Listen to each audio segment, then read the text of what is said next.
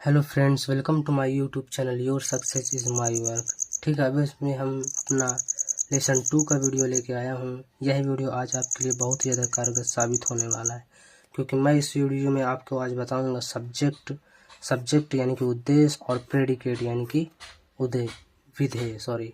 ठीक है, part of the sentence, इसको हम अगर बोला जाए तो इसको हम बोलेंगे पार्ट ऑफ द सेंटेंस यानी कि द सब्जेक्ट। ठीक है, ये हमारा लेसन 2 का है। तो इसमें पहले हेडिंग नंबर 1 है जो हमारे, वो है प्रत्येक वाक्य को 2 भागों में विभाजित किया जाता है। ठीक है, कोई भी सेंटेंस हो उसको प्रत्येक वाक्य को 2 भागों में विभाजित किया जाता है, जिसमें से पहला भाग होता है सब्जेक्ट यानी कि उद्देश्य और दूसरा भाग होता है प्रेडिकेट यानी कि विधेय। ठीक है दोस्तों, का वह भाग है, ठीक है, सब्जेक्ट यानी कि उद्देश्य, यह वाक्य का वह भाग है, ठीक है, जिसमें किसी व्यक्ति या वस्तु के विषय में कुछ कहे, वह हमारा सब्जेक्ट यानी कि उद्देश्य कहलाता है। ठीक है दोस्तों, इसमें आप चाहें तो आगे आप इसमें और भी ऐड कर सकते हैं। ठीक है, जिसमें से सब्जेक्ट और प्रेडिकेट, ठीक है, जिसमें सब्जेक्ट और प्रेडिकेट हम लोग जानेंगे। जैसे महेश एक सब्जेक्ट हुआ और उसके आगे ये राइट्स अ लेटर। ठीक है, तो अगर हम लोग इसको जोड़ दें सब्जेक्ट और इसको, अगर इसको हम लोग जोड़ दें तो सब्जेक्ट और प्रेडिकेट को जोड़ने के बाद Mahesh writes a letter, Mahesh एक पत्र लिखता है। ठीक है दोस्तों, सब्जेक्ट और प्रेडिकेट को मिला करके एक, पहले बताओ तो एक सेंटेंस होता है। ठीक है, सेंटेंस में सब्जेक्ट यानी कि जो हमारा उद्देश्य होता है और उसके अलावा जो राइट्स यानी कि वर्ब हो, एडजेक्टिव हो, ठीक है, एडवर्ब हो, जो भी हो, प्रीपोजिशन, वो सारे हमारे प्रेडिकेट के अंतर्गत आते हैं। ठीक है दोस्तों, फिर इसमें हम लोग दूसरा है हमारा birds live in the tree. Birds यानी कि चिड़िया, लिव इन द, सब्जेक्ट वाला है नोट। सब्जेक्ट की पहचान, इसमें सब्जेक्ट की पहचान कैसे करेंगे, तो क्रिया से पहले, ठीक है, कौन, क्रिया से पहले कौन लगाकर जो उत्तर प्राप्त होता है वह सब्जेक्ट कहलाता है। ठीक है, अगर क्रिया से पहले हम कौन लगा दें, ठीक है, क्रिया से पहले अगर हम कौन लगाकर जो उत्तर प्राप्त होता है वह हमारा सब्जेक्ट कहलाता है। ठीक है, और दूसरा है वाक्य में सब्जेक्ट के अतिरिक्त शेष प्रेडिकेट कहलाता है। ठीक है, यहाँ पर देखो प्रेडिकेट की एक परिभाषा भी मिली है, प्रेडिकेट। ठीक है, वाक्य में सब्जेक्ट के जो भी अतिरिक्त होता है वह प्रेडिकेट कहलाता है। जैसे मैंने यहाँ पहले भी बताया था कि प्रेडिकेट जैसे सब्जेक्ट के अलावा जो भी चीज़ें होती हैं सारी की सारी, जैसे महेश और सब्जेक्ट के अलावा ये जितनी भी चीज़ें हैं सब क्या हैं, प्रेडिकेट। जैसे ये लिव इन द ट्री, फिर is good for health, was a cruel today, run steady today, ठीक है, सॉरी रैंस टुडे। ठीक है दोस्तों, एक पुलिस वाला, ठीक है दोस्तों, निम्नलिखित वाक्यों को ध्यान से पढ़ो। ठीक है, a policeman came to my house. ठीक है, एक पुलिस वाला मेरे घर आया था। इसका जो अर्थ होगा, एक पुलिस वाला मेरे घर आया था। ठीक है दोस्तों, इसके बाद आगे देखेंगे। वैसे मैं आप लोग बता दूं, ये सब्जेक्ट हमारा लेसन जो 2 है वो भी तो उतना इम्पोर्टेंट नहीं है, लेकिन लेसन में आ रहा था इस वजह से मैंने इसको बताया है। ठीक है दोस्तों, लेसन 2 हमारा उतना इम्पोर्टेंट नहीं है। ठीक है, इसके बाद है द बर्ड्स आर फ्लाइंग। ठीक है, the birds are flying in the sky. ठीक है, चिड़िया आकाश में उड़ रही है, चिड़िया आकाश में उड़ रही है। तो देखो इसमें क्या है, ये जो हमारा द बर्ड्स है, द बर्ड्स ये हमारा क्या है, एक सब्जेक्ट है, और इसके अलावा जो भी चीज़ें हैं फ्लाइंग इन द स्काई ये हमारा प्रेडिकेट है। ठीक है, तीसरे नंबर में आएंगे दैट वुमैन इज फैट, वह औरत मोटी है। दैट वुमैन इज फैट, वह औरत मोटी है। ठीक है दोस्तों, चौथा है हमारा ध्यान से पढ़ेंगे, my father lives in the city. ठीक है, इसका जो अर्थ होगा, मेरे पिताजी शहर में रहते हैं।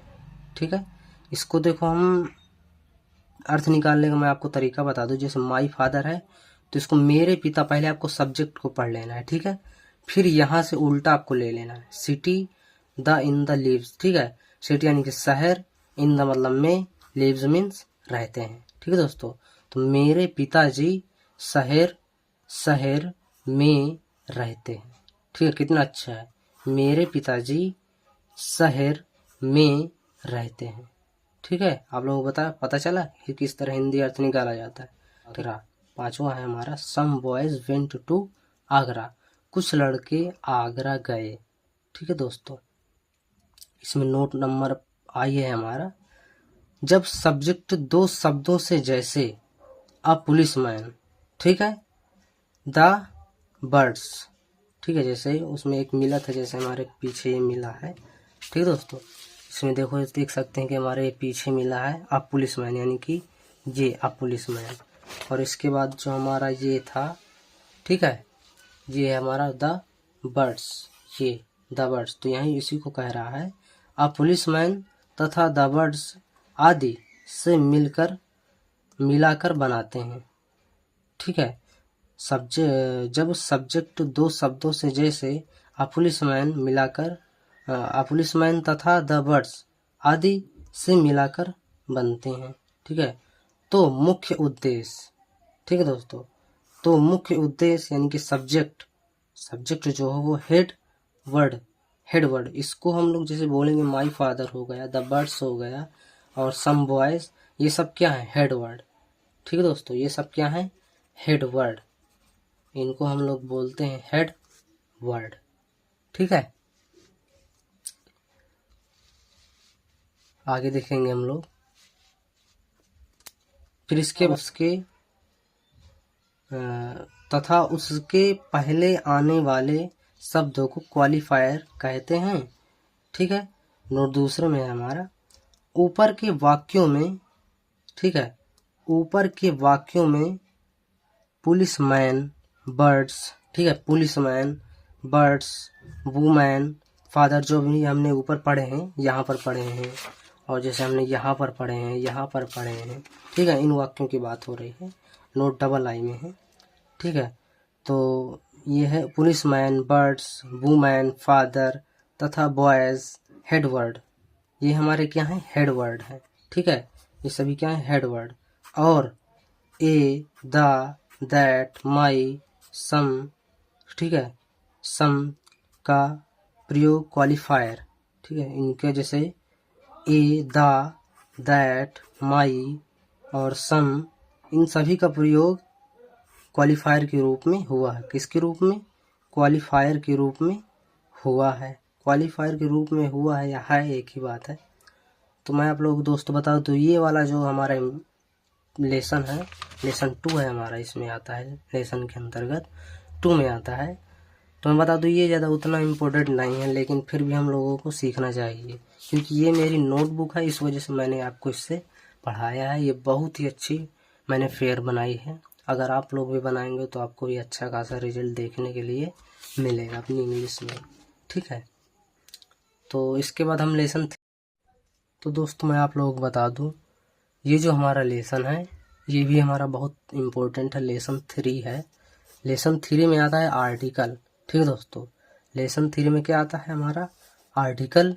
ये भी बहुत इम्पोर्टेंट है, क्योंकि इसमें हम लोग पढ़ते हैं, मैं बता दूं इसमें हम लोग क्या पढ़ते हैं, पहले बता दूं, इसमें हम लोग ए पढ़ते हैं, ए का प्रयोग, और एन का प्रयोग, और द का प्रयोग, ठीक है दोस्तों, और हम लोग द का प्रयोग पढ़ते हैं। तो हम लोग देखो पढ़ेंगे अभी से। आर्टिकल्स यानी कि वस्तुतः एक प्रकार के एडजेक्टिव यानी कि विशेषण होते हैं। जो आर्टिकल होते हैं हमारे, वह एक प्रकार के एडजेक्टिव का कार्य करते हैं, ठीक है, जिनका प्रयोग हम प्रायः किसी नाउन से पहले करते हैं। और इनका प्रयोग जब हम करते हैं तो वैसे भी हम किसी नाउन से पहले करते हैं, इसके पहले कोई नाउन होगा। जैसे मैं आपको बता दूं, कोई शब्द है, जैसे रामायण है, हम लोग लगाते हैं उसमें द रामायण, ठीक है। सिटी, कोई स्थान, सिटी यानी कि शहर, तो हम लोग लगाते हैं द सिटी, ठीक है। और जैसे मैं आप लोगों को बता दूं कि एक सेब यानी कि एन एप्पल, ठीक है। एक आदमी, कि आर्टिकल जो हमारा होता है, आर्टिकल वो दो प्रकार का होता है, ठीक है। इंडिफिनिट आर्टिकल्स, ठीक है, इंडिफिनिट आर्टिकल्स जिसमें हमारा ए और एन आता है, ठीक है, ए और एन आता है। और डिफिनिट आर्टिकल्स, ठीक है, डिफिनिट आर्टिकल में हमारा द, ओनली द आता है। इंडिफिनिट याद रखना है आपको, इंडिफिनिट आर्टिकल में ए और एन और डिफिनिट आर्टिकल में द, ठीक है। इंडिफिनिट के आपको मैं मीनिंग बता दूं, INDEFINITE, ठीक है, आर्टिकल ARTICLES, ठीक है। और डेफिनिट आर्टिकल ये तो इजी है, ठीक है। तो ये जो हमारी पहली हेडिंग है, ठीक है, ए तथा एन का प्रयोग, ठीक है, हम लोग पहले पढ़ेंगे ए तथा एन का प्रयोग। तो एक संख्या का बोध कराने के लिए, एक संख्या का बोध कराने के लिए आर्टिकल ए या एन का प्रयोग होता है। किसी भी संख्या में हम ए का जब बोध कराते हैं तो आर्टिकल ए या एन का प्रयोग होता है। जैसे अ बॉय, ठीक है, जैसे अ बॉय यानी कि एक लड़का, एन मैंगो यहाँ पर होगा, सॉरी ये एन मैंने नहीं लगाया, ठीक है। एन मैंगो यानी कि एक आम, एन एलिफेंट यानी कि एक हाथी। और जैसे मैं यहाँ पर एन कुछ भी लगा दूँ, जैसे एन अम्ब्रेला, UMBRELLA, ठीक है, एन अम्ब्रेला, ठीक है। जैसे एक लड़का, एक आम, एक हाथी, एक छाता, ठीक है।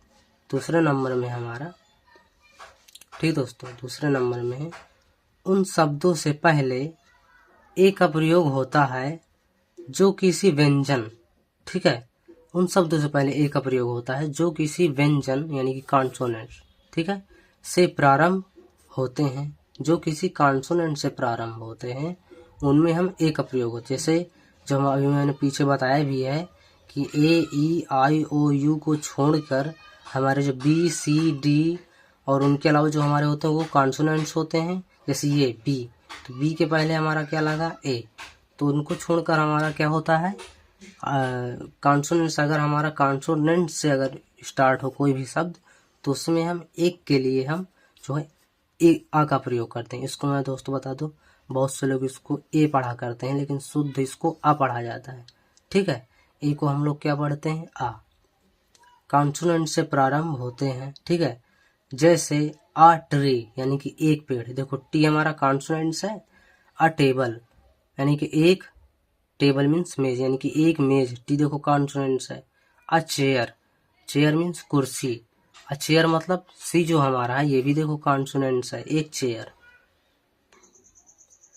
तीसरे हम लोगों में आएंगे जिस वर्ड यानी कि शब्द, जिस वर्ड के प्रारंभ में लगे स्वर, ठीक है, जिस वर्ड के प्रारंभ में लगे स्वर यानी कि वोवेल्स AEIOU, ठीक है, का उच्चारण हो, ठीक है, व्यंजन का यानी कि कॉन्सोनेंट्स का उच्चारण हो और व्यंजन का कॉन्सोनेंट्स की तरह हो और कॉन्सोनेंट्स की तरह हो, उसमें भी हम लोग क्या करते हैं ए का प्रयोग करते हैं। जैसे फिर से हम लोग थोड़ा इसको पढ़ेंगे, जिस वर्ड यानी कि जिस शब्द के प्रारंभ में यानी कि जिसके शब्द की शुरुआत में लगे स्वर यानी कि लगे अगर वहां पर कोई वोवेल्स यानी कि स्वर हो, ठीक है, का उच्चारण व्यंजन जैसा हो। जैसे कॉन्सोनेंट्स यू, तो हमारे जैसे यू लेकिन ये वाला यू आए अगर, तो इसमें हम लोग क्या करते हैं कि यू से यूनिवर्सिटी, ये देखो यहाँ पर लिखा है ना यूनिवर्सिटी, तो ये जो यूनिवर्सिटी है तो यहाँ भी अगर देखा जाए तो इसका उच्चारण हम लोग कैसे बनाएंगे, यूनिवर्सिटी, ठीक है, यूनिवर्सिटी, इसका उच्चारण हम लोग इस तरह लिखेंगे। लेकिन हम यहाँ पर यू लगा है इसलिए वजह से हमको यहाँ पर एन ना लगाकर हम लोग क्या लगाएंगे ए लगाएंगे, ठीक है। उसमें भी ए का प्रयोग होता है या लगाते हैं। जैसे ए एरोप्लेन, ठीक है, जैसे ए एरोप्लेन में ई लगा है लेकिन अगर इसे हमें उच्चारण इसका लिखें तो कैसे लिखेंगे, एरोप्लेन, ठीक है, एरोप्लेन। आ एरोप्लेन यानी कि एक जहाज, हवाई जहाज। आ यूनिवर्सिटी यानी कि एक यूनिवर्सिटी, ठीक है।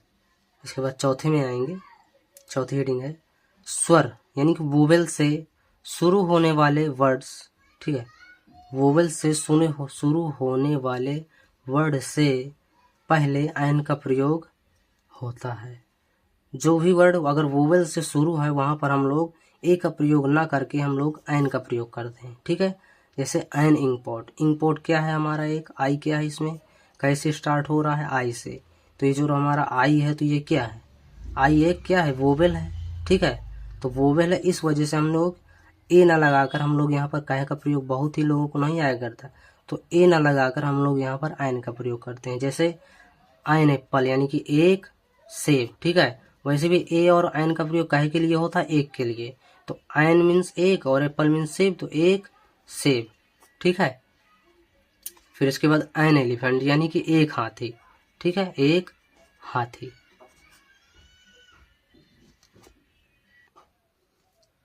तो जो हमारे पांचवें यानी कि बी नंबर में है, जिस वर्ड यानी कि शब्द, जिस वर्ड के शुरू में कोई कॉन्सोनेंट्स यानी कि व्यंजन, ठीक है, लगा हो लेकिन, ठीक है, कोई भी शब्द हो उसमें कॉन्सोनेंट्स व्यंजन लगा हो लेकिन, ठीक है, उच्चारण में उसकी ध्वनि ना आकर, यहाँ पर ना लिखा है, यानी कि उसकी ध्वनि उच्चारण में ना आकर स्वर यानी कि वोवेल जैसी ध्वनि आए तो भी हम एन का प्रयोग करते हैं। जैसे, ठीक है, अभी आप लोग समझेंगे एग्जाम्पल में, ठीक है, का प्रयोग होता है। जैसे एन आवर। ठीक है, जैसे हमारा एच है इसमें, ये लोग दोस्तों क्या है, साइलेंट है। ठीक है, जैसे एन आवर, जो हमारा इसमें एच है वो क्या है, हमारा साइलेंट है, इस वजह से यहाँ पर क्या लगा, एन लगा। ए ना लग के हमारा एन लगा, क्योंकि हमें रूल बताए है कि एच है, एच हमारा क्या है, कॉन्सोनेंट्स है, लेकिन इसमें ध्वनि, उच्चारण की ध्वनि में हम लोग इसको क्या पढ़ेंगे, अवर पढ़ेंगे, इस वजह से हम लोग इसको ए ना लगा के एन लगाएंगे। ठीक है, फिर इसके बाद है हमारा एन ऑनेस्ट मैन। ठीक है, एन ऑनेस्ट मैन यानी कि एक ईमानदार आदमी। ऑनेस्ट हम इसको क्यों पढ़ते हैं, कैसे लिखते हैं ऑनेस्ट, ठीक है दोस्तों, ऐसे लिखते हैं ऑनेस्ट। इसको बहुत से लोग हॉनेस्ट पढ़ते हैं, इसको हवर पढ़ते हैं, लेकिन शुद्ध क्या है ये, एन ऑनेस्ट मैन। ठीक है, एक ईमानदार आदमी। छठे नंबर में आएंगे। छठे नंबर में क्या है दोस्तों, अंग्रेजी में कुछ अक्षरों का स्वतंत्र रूप से उच्चारण, यहाँ पर उच्चारण लिखा है, ठीक है, स्वतंत्र रूप से उच्चारण करने पर उनके प्रारंभ में भी स्वर यानी कि वोवेल्स। ठीक है, फिर से पढ़ेंगे, अंग्रेजी में कुछ अक्षरों का स्वतंत्र रूप से उच्चारण करने पर भी उनके प्रारंभ में भी, ठीक है, स्वर यानी कि वोवेल की आवाज निकलती है, जैसे एम। ठीक है, ये हमारा क्या लिखा है, एम लिखा है, लेकिन ये है तो कॉन्सोनेंट्स, लेकिन हम लोग इसको जब पढ़ते हैं तो एम, ए मतलब ए और एम को कोई बोलता है यम, जैसे अशुद्ध यम बोला करते हैं देहात के लोग। तो मैं आपको दोस्तों बता दूं, ये एम शुद्ध बोलो, शुद्ध लिखो, शुद्ध। वैसे भी ग्रामर हमें क्या सिखाती है, शुद्ध लिखना, शुद्ध बोलना तथा ठीक समझने को हम ग्रामर कहते हैं। इसी तरह बहुत से लोग एम को क्या पढ़ते हैं, यम पढ़ा करते हैं, और एन को यन पढ़ते हैं, एस को यस पढ़ते हैं। ठीक है, या का उच्चारण लिया करते हैं। ठीक है, तो यहाँ पर मैं दोस्तों आपको बता दूं, ए तो एम और यहाँ पर एन और ये एस आदि ऐसे शब्दों से पहले भी, ठीक है, एन का प्रयोग होता है। ठीक है, अगर एम हो, एन हो, एस हो आदि ऐसे शब्दों के पहले भी एन का प्रयोग किया जाता है, ए का प्रयोग ना करके, क्योंकि ये हमारे कॉन्सोनेंट्स है। ठीक है, तो कॉन्सोनेंट्स में हमने पढ़ा है कि उसमें हम ए का प्रयोग करते हैं, लेकिन हमारी जो ध्वनि मेन है, हमारी उच्चारण, मेन पॉइंट हमारा उच्चारण को होता है। उच्चारण हमारा क्या निकल रहा है, ए, तो ये ए हमारा क्या है, ये स्वर है, यानी कि वोवेल का उच्चारण है, इस वजह से हम लोग यहाँ पर एन का प्रयोग करते हैं। ठीक है, एन का प्रयोग होता है। जैसे एम ए क्या है, डिग्री है। ठीक है, एम ए क्या है, डिग्री है। जैसे एन एम ए, जैसे हम लोग पढ़ेंगे एन एम ए, और इसके बाद हम पढ़ेंगे N M L A, N S P जो हमारा सिविल सर्विस में होता है। ठीक है दोस्तों, इसके बाद हम लोग इसमें आएंगे दूसरी हेडिंग है हमारी डिफिनिट आर्टिकल यानी कि द का प्रयोग। ये भी हमारे बहुत से लोगों को ये परेशान करता है, जो द, बहुत से लोगों को नहीं पता होता कि ये द का प्रयोग क्यों हो जाता है, तो आज हम लोग जानेंगे। हेलो फ्रेंड्स, मैं आपको बता दूं, अगर आप लोग चाहे तो यहाँ से बहुत ही बढ़िया अपनी फेयर आप लोग बना सकते हैं, ठीक है। क्योंकि मैंने यहाँ से बहुत ही अच्छे चुनिंदा शब्द यहाँ पर मैंने लिए हैं, ठीक है। तो यहाँ पर मैं आपको बता रहा हूँ डेफिनिट आर्टिकल्स में आता है हमारा द का प्रयोग, ठीक है। आई नंबर में इसमें जानेंगे अनिश्चित, ठीक है। अनिश्चित नाउन के साथ ए एन का प्रयोग, ठीक है। अनिश्चित नाउन के साथ ए एन का तथा निश्चित नाउन के साथ द का प्रयोग होता है। निश्चित नाउन कैसे, जैसे I have a cat and a dog. अब देखो इसको हमने बार बार क्या किया, बार बार आ लगा रहे हैं, तो इसको हमने शॉर्ट में बना दिया the cat and the dog. देखो हमने बनाया द कैट और एंड लगाया द डॉग, ये द और ये द, ठीक है। ये द और ये द, यानी कि द लग गया क्या है की जगह, आ की जगह। थोड़ा सा सेंटेंस में परिवर्तन हुआ, जैसे the cat and the dog were running, ठीक है। इसको उच्चारण होगा द कैट, यानी कि बिल्ली और कुत्ता। इसमें हमारा उच्चारण क्या होगा, I have a cat and a dog. उसमें हमारा उच्चारण को मैंने एक कुत्ता और एक बिल्ली, ठीक है, देखा। लेकिन इसमें क्या हो जाएगा, द कैट, मैंने कुत्ता और बिल्ली। इसमें फिर इसका सेंटेंस कैसे बनेगा, कुत्ता और, ठीक है, बिल्ली, कुत्ता और बिल्ली वेयर रनिंग, मैंने दौड़ते समय देखा। नोट है पहले सेंटेंस में यह निश्चित नहीं है, ठीक है। नोट में क्या लिखा है, पहले सेंटेंस में यह निश्चित नहीं है कि कौन सा कुत्ता या कौन सी बिल्ली। समझ में आ रहा है दोस्तों, ठीक है, कौन सा कुत्ता या कौन सी बिल्ली देखी। दूसरे सेंटेंस में यह निश्चित है कि दौड़ने वाले, ठीक है, दौड़ने वाले ने ही कुत्ता और बिल्ली देखे थे, ठीक है। कुत्ता और बिल्ली देखे थे, कुत्ता और बिल्ली को दौड़ने वाले ने ही देखा है। जबकि इसमें निश्चित नहीं था कि किसने देखा है, लेकिन इसमें निश्चित ये हो गया कि जो दौड़ रहा था उसी ने कुत्ता बिल्ली देखा था, ठीक है, जिन्हें मैंने देखा था। इसके बाद इसलिए दूसरे वाक्य में द का प्रयोग हुआ, ठीक है दोस्तों, इसलिए दूसरे वाक्य में द का प्रयोग किया गया। डबल आई में है हमारा, ठीक है, ध्यान से पढ़ेंगे। बहुवचन के कॉमन नाउन के, ठीक है, बहुवचन के कॉमन नाउन के पहले प्रायः द का प्रयोग होता है। बहुवचन यानी कि कॉमन नाउन, अभी हम लोग आगे पढ़ेंगे, इसमें मैंने पढ़ा है पार्ट ऑफ स्पीच, जिसमें से नाउन है, प्रोनाउन है, एडजेक्टिव है, ठीक है, आगे पढ़ेंगे हम लोग। लेकिन अभी मैं आप लोगों को बता दूं, कॉमन नाउन के पहले प्रायः द का प्रयोग होता है, जैसे द बॉयज आर प्लेइंग, ठीक है दोस्तों।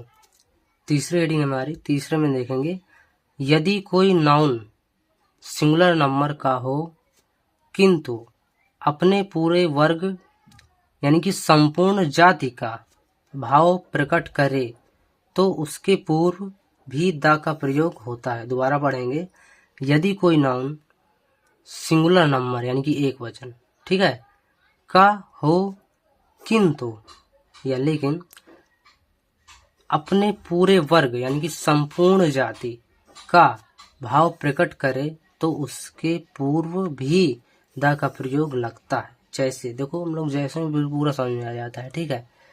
एग्जाम्पल मिल्क है, मिल्क मीन्स होता है दूध, ठीक है,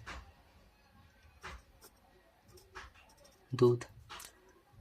the cow gives us sweet milk, ठीक है, गाय हमें मीठा दूध देती है।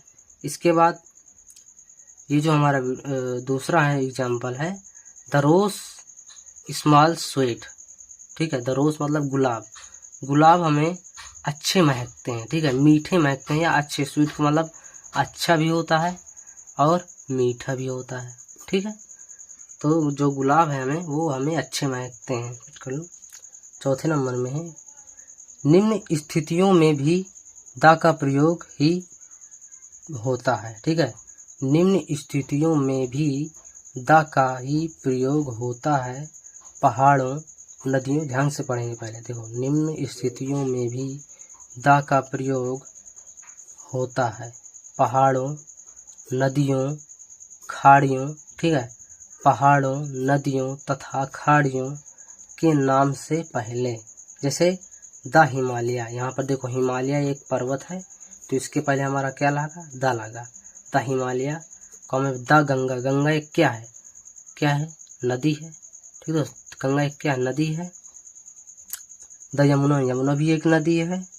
द बॉय, बॉय नहीं है, यमुना एक नदी है, गंगा और यमुना क्या है, एक नदी है। इस वजह से उनमें क्या हमने लगाया, द, क्योंकि हमें यहाँ बताया है पहाड़ों नदियों तथा खाड़ियों के पहले भी द का प्रयोग होता है। ठीक है, इसमें हम लोग द बे ऑफ बंगाल, ठीक है, द बे ऑफ, बे का मतलब होता है खाड़ी। ठीक है, क्या होता है, खाड़ी। द बे ऑफ बंगाल यानी कि बंगाल की खाड़ी, बंगाल की खाड़ी, बहुत सिंपल होता है अर्थ निकालना, बंगाल की खाड़ी, बंगाल की खाड़ी। ठीक है, अब दूसरे में आएंगे, ऐतिहासिक इमारतों तथा धार्मिक पुस्तकों के नाम से पहले। ठीक है दोस्तों, ऐतिहासिक इमारतों तथा धार्मिक पुस्तकों के नाम से पहले द का प्रयोग होता है। यहाँ पर मैंने लिखा नहीं, आप लोग लिख लीजिएगा कि द का प्रयोग होता है। जैसे द ताजमहल, ये हमारी क्या है, एक इमारत है। ठीक है, द रेड फोर्ट यानी कि लाल किला, ये भी हमारा क्या है, एक इमारत है। द रामायण, रामायण हमारी एक क्या है, धार्मिक पुस्तक है। द बाइबल, बाइबल भी एक धार्मिक क्या है, पुस्तक है ये। ठीक है, द बाइबल। इसके बाद दूसरे में आएंगे, चंद्रमा सूर्य पृथ्वी, ठीक है, चंद्रमा सूर्य पृथ्वी आकाश संसार तथा दिशाओं के नाम से पहले, ठीक है, नाम से पहले, यहाँ देखेंगे हम लोग, नाम से पहले भी द का प्रयोग होता है। जैसे यहाँ पर बता दूं, चंद्रमा सूर्य पृथ्वी आकाश संसार। ठीक है, तो जैसे द मून यानी कि द चंद्रमा, ठीक है, द सन यानी कि सूर्य यानी कि सूरज, फिर द अर्थ यानी कि पृथ्वी, द स्काई यानी कि आकाश, द वर्ल्ड संसार, द ईस्ट पूरब, the north, the north means Uttar, the south, south means दक्षिण। तो इनसे, इनके सब के पहले भी क्या है, द का प्रयोग होता है। ठीक है, इसमें हम एडजेक्टिव यानी कि विशेषक की सुपरलेटिव डिग्री, जैसे आप लोग जब डिग्रियां पढ़ेंगे उसमें positive degree, comparative degree, superlative degree, तो कंपैरेटिव और पॉजिटिव में तो नहीं लगाए, लेकिन जो हमारी सुपरलेटिव डिग्री है उसके पहले हम द का प्रयोग करते हैं। ठीक है, जैसे द बेस्ट बॉय, सबसे अच्छा लड़का, द मोस्ट इम्पोर्टेंट क्वेश्चन, सबसे ज़्यादा महत्वपूर्ण, इम्पोर्टेंट मीन्स महत्वपूर्ण क्वेश्चन। ठीक है, थोड़ा एक्सरसाइज में आएंगे, सी सैव एन एरोप्लेन, मैंने एक एरोप्लेन क्या है देखा। बॉय, ठीक है, बॉय इज फ्लाइंग, ठीक है, द काइट। ठीक है, Ram is the smallest boy in the class, जो राम है सबसे ज़्यादा हमारा स्मॉलेस्ट में सबसे छोटा है, बॉय इन द मतलब कक्षाओं के लड़कों से। ठीक है, the Ganga is a holy, ठीक है, the Ganga is a holy river, जो हमारी गंगा है वो एक क्या है, पवित्र नदी है। ठीक है, my grandmother reads the Ramayana, जो मेरी दादी जी हैं वो क्या पढ़ती हैं, रामायण पढ़ती हैं। ठीक है, दैट इज अ बुक, यह एक क्या है, जैसे यहाँ पर लिख दूँ, यह एक क्या है, किताब है, किताब है, तो यही किताब, इस वजह से यहाँ पर आर्टिकल। ठीक है दोस्तों, तो आई होप कि आप लोगों को यह वीडियो बहुत अगर अच्छा लगा हो तो प्लीज़ चैनल को लाइक एंड सब्सक्राइब ज़रूर करें, और अपने दोस्तों को जो भी अपनी नोटबुक्स बनाना चाहता हो ग्रामर की, ठीक है, उनको यह वीडियो आप लोग शेयर कर दें। और लेसन 4 में जो है हम लोग सीखेंगे, ठीक है, लेसन 4 में हम लोग सीखेंगे पार्ट ऑफ स्पीच, बहुत ही इंपॉर्टेंट लेसन है लेसन 4। ठीक है, पार्ट ऑफ स्पीच यानी कि शब्द भेद। ठीक है, जिसमें noun, pronoun, adjective, verb, adverb, preposition, conjunction, interjection. ठीक है, इसमें हम लोग पढ़ेंगे। ठीक है, तो जय हिंद, जय भारत, जय श्री राम।